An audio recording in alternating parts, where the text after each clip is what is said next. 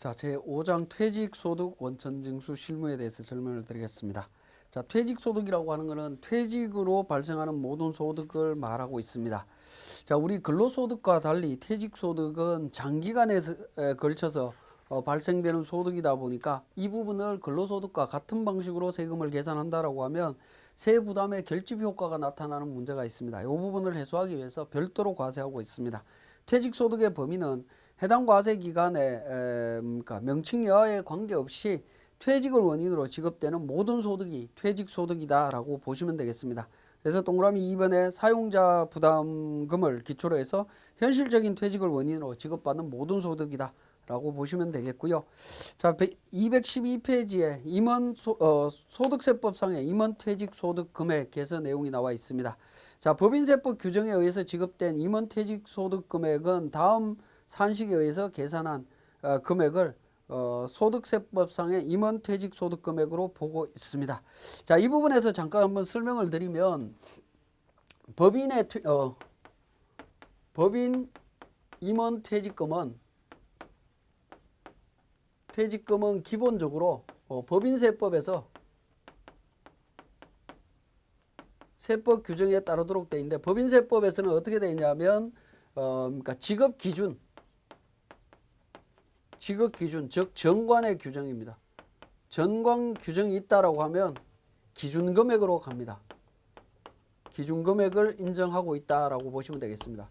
그리고 만약에 직업 기준이 없다라고 하면 세법상의 한도 금액으로 갑니다.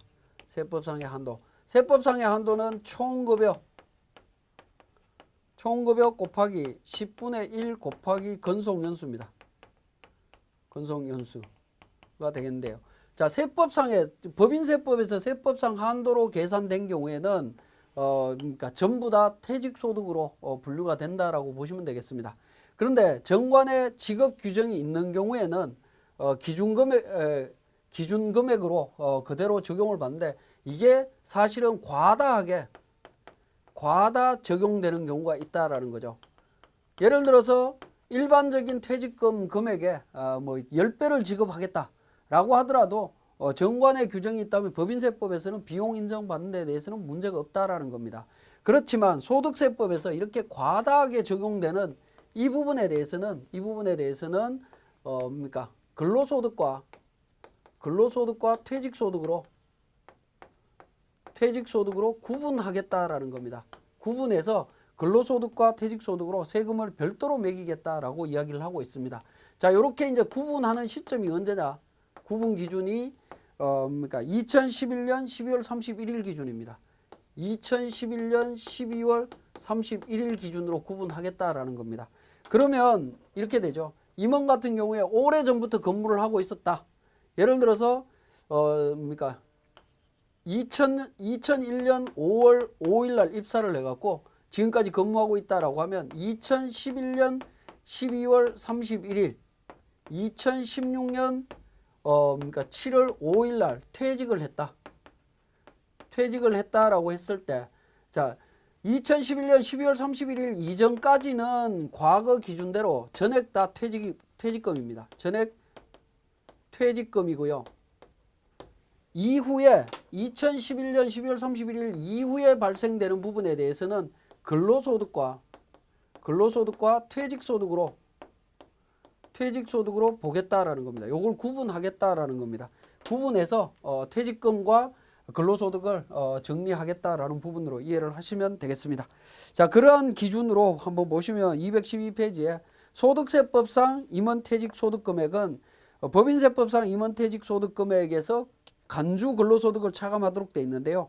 이 간주 근로소득이라고 하는 부분은 2011년 12월 31일 이후 임원퇴직금 퇴직소득금액은 어떻게 계산하냐 하면요. 자, 여기에서 보시면 예를 들어서 자, 7월 5일 날 퇴직을 하면서 1억 원을 받았다라는 겁니다. 1억 원은 전체 기간 중에 1억 원이죠. 전체 기간 중에 1억 원인데 2011년 12월 31일 날 퇴직했다면 지급해야 할 퇴직금 금액이 있을 겁니다. 지급해야 할 퇴직금. 퇴직금 금액을 기준으로 예를 들어서 지급해야 될 금액이 예를 들어서 뭐 가령 7천만 원이다 라고 하면 이때 것까지가 7천만 원이다 라고 보고 나머지는 3천만 원으로 보고 이 3천만 원 중에 이 부분 계산하겠다라는 거고요. 근데 2011년 12월 31일 날 지급해야 될 금액을 계산할 수가 없다. 우린 잘 모르겠다 라고 하면 기간 계산을 합니다.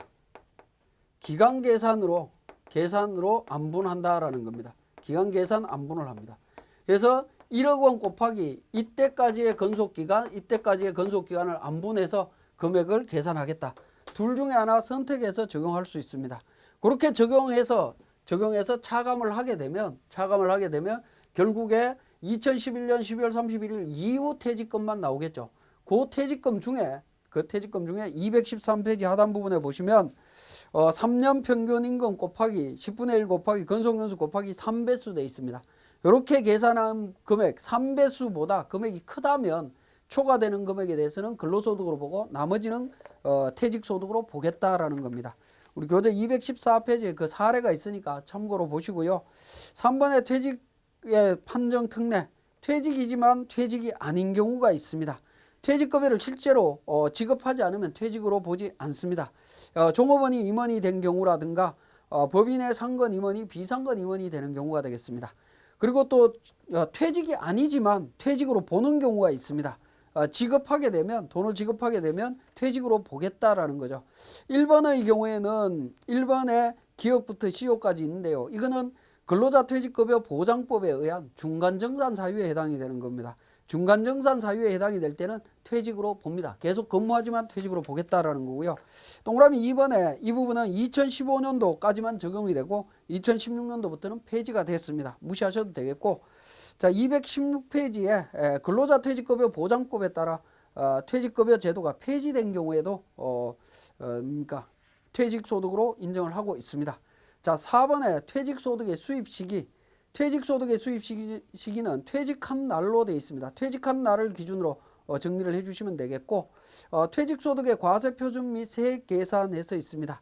자, 과세표준 소득금액은 비과세 소득을 제외한 총 퇴직급여액의 합계액을 퇴직소득금액으로 하고 있고요. 자, 과세표준은 그러니까 퇴직소득금액에서 퇴직소득공제를 해서 계산하도록 되어 있습니다. 퇴직소득공제는 근속연수공제에다가 환산급여공제로 구성이 되어 있고요. 근속연수공제는 5년 이하는 30만원 곱하기 근속연수, 5년에서 10년 이하는 150만원 플러스 50만원 곱하기 5년 초과 근속연수, 20년 이하는 10년 초과 근속연수를 80만원 적용해주고 있고, 20년 초과되는 경우에는 초과 연수에 120만원을 공제해 주도록 하고 있습니다. 자, 그 다음에 환산급여 공제가 있습니다. 환산급여는 뭐냐면, 환산급여는 퇴직소득금액에서 근속연수 공제를 한 금액 나누기 근속연수 곱하기 12 해서 그러니까 환산급여를 좀 높게 책정을 합니다. 책정을 한 다음에 환산급여 공제라고 해서 환산급여액이 800만원 미만이면 전액을 공제를 하고 있고요. 3억 원 초과하게 되면 3억 원 초과분에 대해서 35% 공제하는 방식으로 공제를 하고 있습니다. 자, 이렇게 이제 공제된 금액을 기준으로 산출세액을 계산을 하는데요. 자, 218페이지에 퇴직소득 산출세액은 과세표준 곱하기 기본세율 곱하기 12분의 근속연수로 되어 있습니다. 자, 이 부분을 잠깐 설명을 드리도록 하겠습니다. 자, 산출세 계산 과정을 한번 보면 우리 그 218페이지에 퇴직소득 과세표준 곱하기 기본세율분의 12분의 근속연수 이렇게 되어 있죠. 자, 기본적으로 내용을 한번 보시면, 자, 퇴직금은 이렇게 됩니다. 자, 보시면 그 퇴직금은 입사 시점부터 퇴직금이 발생되기 시작을 합니다. 발생이 되면서 누적적으로 되고요. 자, 실제 퇴직할 때 퇴직 시점에서 일시에 이 부분이 지급이 된다라는 겁니다. 지급이 됩니다. 그러면 예를 들어서 10년 동안 근무를 했다라고 보고 퇴직금이 1억이다 라고 했을 때 세금 계산을 어떻게 할 거냐, 소득공제라든가 이런 부분 다 무시한다라고 하면 10년 동안 받은 퇴직금이 한꺼번에 나오기 때문에 요걸 세금을 그대로 계산하게 되면 퇴직소득에 대해서 불만이 생기게 됩니다. 왜냐하면 근로소득은 매 1년마다 세금을 정산을 하고 있는데 퇴직소득은 10년 동안 내가 보유하고 조금씩 발생시킨 부분을 지금 한꺼번에 받았다라고 해서 이 부분에 대해서 한 번에 세금을 내라라고 하면 우리 누진세율 구조화에서는 세금이 너무 많아지는 문제가 생기죠. 그 문제를 해소하기 위해서 연분연성법이라고 해서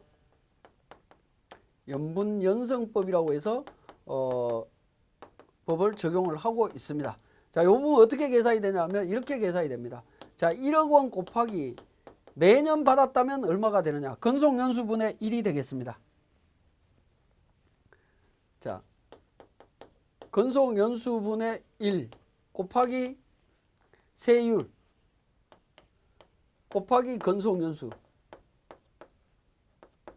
즉 1분의 근속연수, 이렇게 계산하도록 돼 있다는 거죠. 자, 가령 10년이라고 하면 10분의 1이라고 하면 1억 원에 10분의 1, 1000만 원이 되겠죠. 1000만 원 곱하기 세율, 1000만 원에 대해서는 6% 세율이 적용이 될 거고 6% 적용을 하면 세금이 60만 원 나오죠. 60만 원에 10배수, 매년 60만 원씩 낸 다음에 10번 낼 거니까 600만 원 세금 나온다라고 보시면 되겠습니다.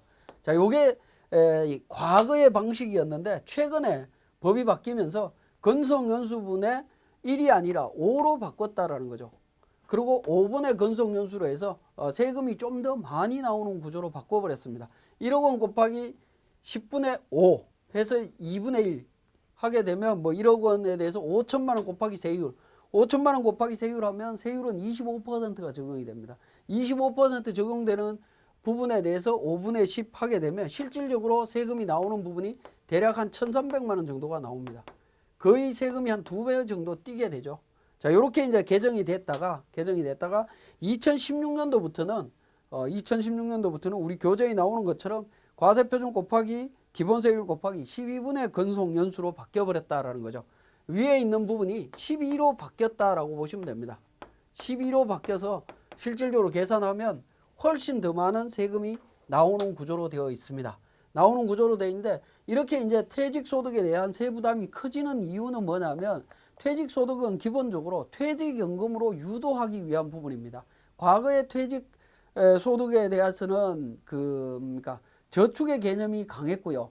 저축의 개념이 강했고 퇴직금을 받을 시점에는 경제 능력이 없기 때문에 그 퇴직금을 갖고 노후 생활을 보장하는 어떤 수단으로 활용이 됐던 부분인데 요즘은 이제 기대 수명이 너무 길어지고 또 근로 기간이 그렇게 길지 않다라는 거죠. 평생 직업은 있어도 평생 직장이 없다 보니까 중간중간에 퇴사하면서 퇴직금을 받아서 미리 사용하는 문제가 생기게 됩니다. 그래서 퇴직연금 제도를 도입을 해서 퇴직연금에 납입한 경우에는 퇴직소득세를 과세하지 않습니다. 그런데 퇴직소득세가 기본적으로 근로소득보다 세금이 적게 나오다 보니까 퇴직금을 미리 받아서 사용하는 경우들이 많이 있어서 문제가 있습니다. 그래서 그 문제를 해소하기 위해서 퇴직소득세가 많이 나오는 쪽으로 법을 개정을 해서 가능하면 퇴직연금에 가입해서 세금을 이연시켜서 나중에 납부하는 방식으로 하면서 노후 대비도 하자라는 차원에서 이렇게 이제 개정을 했다라고 보시면 될 것 같습니다. 그렇다 하더라도 5로 되어 있던 부분이 12로 늘어난다라는 부분은 세부담이 급격하게 증가한다라는 부분입니다. 아무리 좋은 취지라 하더라도 세부담이 급격하게 늘어나게 되면 그 부분에 대해서는 조세 저항이 생길 수밖에 없다라는 거죠. 그래서 219페이지에 보시면 참고에 2016년 1월 1일 이후 퇴직소득 산출세의 계산 방법에서 나옵니다. 종전 기준으로 계산한 금액의 80%, 그 다음에 개정된 기준으로 계산한 금액의 20%를 2016년도에 적용을 하고요. 17년도는 6대4, 18년도는 4대6, 19년도에는 2대8로 차츰차츰 늘어나는 규정으로 적용할 수 있도록 하고 있습니다. 자, 그리고 그 밑에 참고 자료에 2016년 1월 1일 이전에 퇴직소득공제 산출세의 계산 규정이 있습니다. 이건 참고로 보시면 되겠고 221페이지에 퇴직소득 과세 방법에서 원천징수 시기는 퇴직소득을 지급할 때 원천징수에서 세율 적용해서 원천징수를 하시면 됩니다. 자, 222페이지에 원천징수 의무자는 퇴직소득을 지급하는 자고 퇴직연금에 가입이 돼 있을 때는 DB형을 제외한 나머지 퇴직연금은 연금회사에서 금융기관 등에서 원천징수를 합니다. 원천징수를 하지만 DB형 퇴직연금을 가입한 경우에는 회사에서 원천징수를 해야 된다라고 보시면 되겠고, 원천징수세율은 기본세율입니다. 자, 223페이지에 원천징수 세액의 계산에서 퇴직자가 퇴직소득을 지급받을 때 이미 지급받은 다음 각호의 퇴직소득에 대해서 원천징수 영수증을 원천징수 의무자에게 제출하는 경우에는 원천징수 의무자는 퇴직자에게 이미 지급된 퇴직소득과 자기가 지급할 퇴직소득을 합계한 금액을 정산한다라는 겁니다. 해당 과세기간에 이미 지급받은 퇴직소득이 있다라는 부분이죠. 예를 들어서 4월 달에 중간정산을 받았고 6월 달에 퇴직을 한다면 중간정산 퇴직금과 6월 달 퇴직금은 합산해서 정산을 해야 된다라는 겁니다. 그 다음에 2번에 근로 제공을 위하여 사용자와 체결하는 계약으로서 사용자가 같은 하나의 계약인 근로계약에 이미 지급받은 퇴직소득이 있다. 마찬가지로 중간정산과 관련되는 부분인데요. 중간정산을 2016년도에 중간정산 받은 게 아니라 2012년도, 13년도 과거 연도에 중간정산을 받았다라고 했을 때 그 중간정산 소득하고 당해연도 발생되는 퇴직소득하고 합산해서 신고할 수 있다라는 겁니다. 유리하다면 합산하고 불리하다면 합산 안 해도 상관없겠습니다.